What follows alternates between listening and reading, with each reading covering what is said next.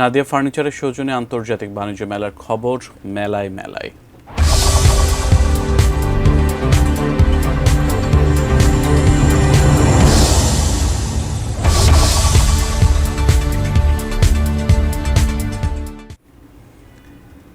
ঢাকা আন্তর্জাতিক বাণিজ্য মেলা ৩০তম আসরে বাংলাদেশ ক্ষুদ্র ও কুটির শিল্প কর্পোরেশনের বিশেষ প্যাভিলিয়নে ক্রেতা দর্শনার্থীদের প্রচণ্ড ভিড়।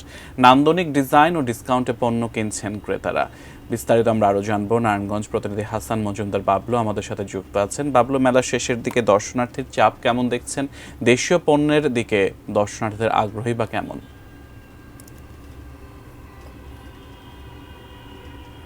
আর মাত্র 4 দিন পরে কিন্তু আন্তর্জাতিক বাণিজ্য মেলার পর্দা নামবে। তো শেষ মুহূর্তে আন্তর্জাতিক বাণিজ্য মেলা বেশ জমে গিয়েছে, আমরা যেমনটি দেখেছি।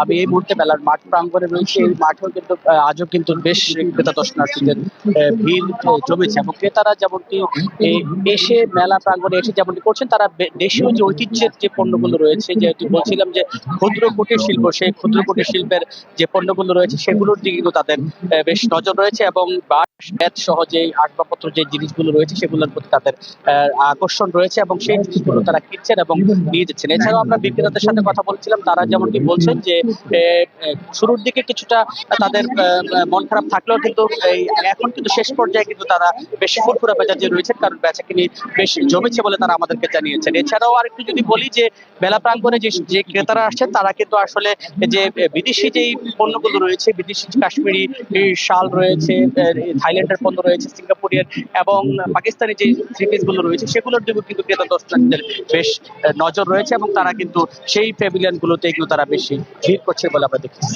এই ছিল আসলে বাণিজ্য মেলা প্রাঙ্গণ থেকে আমার কাছে সবশেষ।